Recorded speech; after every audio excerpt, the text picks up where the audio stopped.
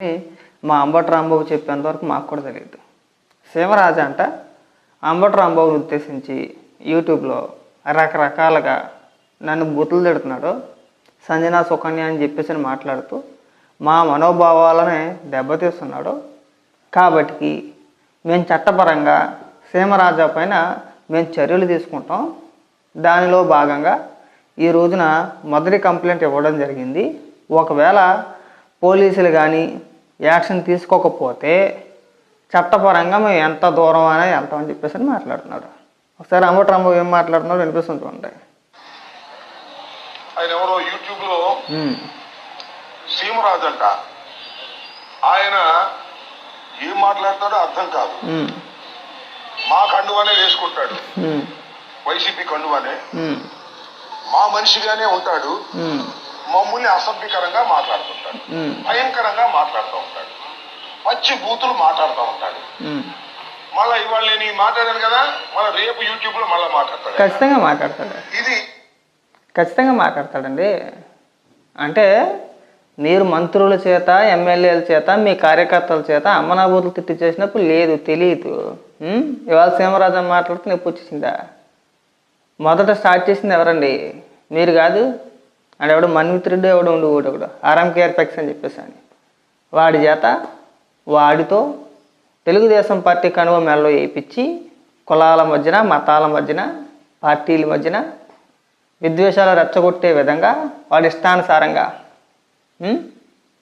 మెల్లో కండువా కప్పుకోవాలా, వెనకాల బ్యాక్గ్రౌండ్ చంద్రబాబు నాయుడు గారు ఫోటో పెట్టుకోవాలా, తెలుగుదేశం జెండాలు తెలుగుదేశం పార్టీ జెండాలు పెట్టుకోవాలా, ఇష్టానుసారంగా మాట్లాడాలి. దాన్ని మీరు ఎంకరేజ్ చేయడం స్టార్ట్ చేసింది ఎవరో, మొదలు పెట్టింది ఎవరో మీరు. ముళ్ళుని ముళ్ళుతోనే తీస్తారండి అంబటి రాంబాబు గారు. మీలాగే గతంలో మీరు అధికారంలో ఉన్నప్పుడు ఇలాగే తెలుగుదేశం పార్టీ నాయకులు, ఉదాహరణ వర్లరామయ్య గారిని తీసుకోండి, ఆయనే వెళ్ళి స్వయంగా వీడికి మా పార్టీకి సంబంధం లేదు, వీడి పైన యాక్షన్ తీసుకోండి, మా పార్టీ కండువా కప్పుకొని కులాల మధ్యన మతాల మధ్యన విద్వేషాలు రెచ్చగొట్టే విధంగా మాట్లాడుతున్నారంటే ఆ రోజున ఎవరు యాక్షన్ తీసుకోవాలా? మీరు అధికారంలో ఉన్నప్పుడు. ఇవాళ నొప్పి వచ్చేసిందని ఎక్కువ మాట జరుగుతూ ఉంది, దీని మీద మీరు యాక్షన్ తీసుకోండి అని చెప్పేందుకు నేను ఈ రోజున ప్రత్యేకంగా ఇవ్వడం జరిగింది. చూడండి ఒకసారి ఆయన పెట్టేటటువంటి యూట్యూబ్ లో ఆయన మాట్లాడే మాటలకు ముందు ఆయన థంబ్ లైన్స్ ఏంటో ఒకసారి చూడండి. ఇది ఒక థంబ్ లైన్ ఏంటంటే, ఏపీ టోల్ గేట్ వద్ద అడ్డంగా దొరికిన సంజన సుకన్య రంగంలో అంబటి రాంబాబు. ఇది మా మనోభావాలు దెబ్బతిన ఒకటి. మాట అన్నప్పుడు తెలీదు వాళ్ళతోని సంజన సుకన్యతోటి, సంజనతో ఏమో ఏ డ్రెస్ వేసుకున్నావు, జీన్స్ వేసుకున్నావా, ఇంట్లో ఎవరు లేరు, ఏ ప్యాంట్ వేసుకున్నావు, ఏ డ్రెస్ వేసుకున్నావు అని మాట్లాడినప్పుడు తెలీదు. అది బయటకు వచ్చిన తర్వాత నీ మనోభావాలు దెబ్బతినలేదా? అప్పుడు అవమానంగా అప్పుడు అనిపించలేదా? ఏమండి సుకన్య ఆంటీతో మాట్లాడినప్పుడు ఇంకేం చేయదా? మసాజ్ ఒకటే చేసుద్దా, అన్నీ చేసుద్దా? అంటే నువ్వు మాట్లాడేసినప్పుడు అవి బయటకు వచ్చినప్పుడు నీ మనోభావాలు దెబ్బతోనో, నీకు సిగ్గు అనిపించతో, నీకు బాధ అనిపించతో, ఎంతమంది ఎన్ని రకాలుగా అనుకున్నా సరే నవ్వుతో మనం తుప్పుకుని తిరిగేస్తాం అంతే. అంటే మన ముఖం తుప్పుకుని ఉమ్మేసినా కానీ నవ్వుతూ తిరిగేస్తాం. ఆ రోజు మన మనోభావాలు దెబ్బతున్నావు. దాని గురించి ఎవడన్నా మాట్లాడితే మనోభావాలు దెబ్బతింటాయి. నువ్వు మాట్లాడలేదా? సుకన్య ఆంటీతో మాట్లాడలేదా? సంజనతో మాట్లాడలేదా? లేని విషయం ఏం కాదు కదా, ఉన్నదేగా మాట్లాడేది.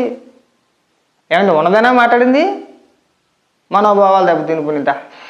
ఒరే ఆంబోతు, ఆ పార్టీని మింగబెట్టడానికే కదరా నువ్వు ఉన్నది. సీమరాజు సంచలనమైన ప్రెస్ మీట్ ఇది. సీమరాజు గారు ఇది ఒకటి. రెండవది, సుకన్య సంజనను వదిలేసి నా వెంట పడ్డాడు Ambati Rambabu. I love you Raja, చాలా కామెడీ ఉంది కదా, పెడుతుంటాడు. ఇప్పుడు మా మనోభావాలు దెబ్బతినకూడదు. కానీ చంద్రబాబు నాయుడు గారిని ఏమన్నా అన్నా, లోకేష్ గారిని ఏమన్నా వాళ్ళ మనోభావాలు మాత్రం దెబ్బతినిపోతాయి. డీజీపీ గారి దగ్గర నుంచి ఎస్ఐ వరకు కేసులు పెట్టి లోపలేసేస్తారు. కానీ ఇక్కడ అంబటిపై కొత్త కేసు, మళ్ళీ కొత్త కేసు అంట. మరి ఏం కేసు నాకు తెలుసు. సీమరాజా విశ్లేషణ చూడండి వివరాల కోసం. ఒకటి, రేపు అన్నని కూడా ఇట్లానే పట్టిస్తావా? అంబటికి సీమరాజు సూటి ప్రశ్న. ఈ రకంగా ఒకటి కాదు రెండు కాదు, శాంపిల్స్ మాత్రం ఇంకా వినిపిస్తా. ఇప్పుడు ఏమని మాట్లాడతాడంటే, ఒకసారి చెప్పా చెబితే సర్దుకుంటాడేమో అనుకున్నా, సర్దుకోకపోగా మరింతగా రెచ్చిపోతున్నాడు. రెచ్చిపోయి ఇష్టం వచ్చినట్టుగా మా మనోభావాలు దెబ్బతినే విధంగా చేస్తున్నాడు. కారణం ఏంటంటే మీరు సినిమాలు చూసారుగా, రజనీకాంత్ ఒక రోబోని సృష్టిస్తాడు, అదే సినిమా నాకు గుర్తులేదు. అట్లాగే ఇది లోకేష్ గారు సృష్టించినటువంటి రోబో లాంటి వాడు. ఎవరు? మన సీమరాజు. లోకేష్ గారు ఏం చెప్తే ఆయన మాట్లాడతాడు. లోకేష్ గారు దగ్గరుండి దీన్నంతా నడిపిస్తాడు. బ్యాటరీ అయిపోతే రోబోకి మళ్ళీ బ్యాటరీ ఛార్జ్ చేస్తారు కదా, మళ్ళీ ఛార్జ్ చేసేది కూడా లోకేష్ గారే. సరే, నువ్వు అన్నది కాసేపు నిజం అనుకున్నావు అబ్బాయి, నువ్వు చెప్పింది కాసేపు వాస్తవం అనుకుందాం కాసేపు. అయితే ఇగో గతంలో ఇక్కడ ఫోటోలు పెడతా, ఇడిగా ఇడిగా ఆర్ఎంకేఆర్పెక్స్ అని కనబడుతుంది కదా, తెలుగుదేశం పార్టీ జెండా వెనకాతల కండువ మెల్లో కప్పుకొని తెలుగుదేశం పార్టీ నాయకుల్ని కార్యకర్తలు ఇష్టానుసారంగా మాట్లాడేవాడు. దీని వెనకాతలు ఉన్నది ఎవరు? జగన్మోహన్ రెడ్డా? జగన్మోహన్ రెడ్డి తయారు చేసాడా? జగన్మోహన్ రెడ్డి ఛార్జింగ్ చేస్తాడా? ఏమయ్యా అమ్మటరా బాబు, ఏమన్నా అంటే ఏడుస్తారు కదా, పెద్ద పెద్ద మాటలు దీనికంట మనకి. దీనికి సమాధానం చెప్పగలుగుతాం మనం? అంటే మీరు మొదలు పెట్టేయచ్చు, మీరు విషయం జిమ్మేయచ్చు, సినిమాలు తీయించేయచ్చు చంద్రబాబు నాయుడు గారి పైన వ్యంగ్యంగా వెటకారంగా, పైగా దాని గురించి కూడా మాట్లాడాడు. ఇది ఆయన వ్యూహం సినిమా తీస్తేనట్ట ఆయన పైన కేసులు పెడతారంట, ఆయన మార్పింగ్ ఎప్పుడో వేసేయడంట ట్వీట్లు, అందుకని చెప్పేసి ఆయన పైన ఇప్పుడు కేసులు పెడతారంట. ఆ రోజున కంప్లైంట్లు ఇచ్చారు. తమరు అధికారంలో ఉన్నప్పుడు పట్టించుకున్నారా? ఏమైనా పట్టించుకున్నారా? రామ్ గోపాల్ వర్మ పైన, బోరుగడ్డ అనిల్ గడి పైన, ఇంకొంతమంది వ్యక్తుల పైన మీరు అధికారంలో ఉన్నప్పుడే చర్యలు తీసుకోండి అని చెప్పేసి కేసులు పెట్టారు కదా.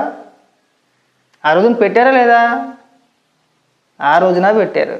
ఆ రోజున తమరు పట్టించుకోవాలా? పట్టించుకోకపోగా ముఖ్యమంత్రి జగన్మోహన్ రెడ్డి స్వయంగా రామ్ గోపాల్ వర్మని ఇంటికి పిలిపించుకొని వ్యూహం సినిమా బాగా తీయండి, కావాలితే ఫైనాన్షియల్గా మన వాళ్ళు ఎవరైనా ఉంటే సపోర్ట్ చేస్తారో, మేము ఇష్టానుసారంగా ఫోటోలు మార్పింగ్ చేసియండి, పేమెంట్ ఏమైనా కావాలితే మన కార్యకర్తలకు అలాగే డిజిటల్ కార్పొరేషన్ ద్వారా ఇప్పించేస్తున్నాను, అలాగే మీకు కూడా ఇప్పించేస్తానని మాట్లాడాడు.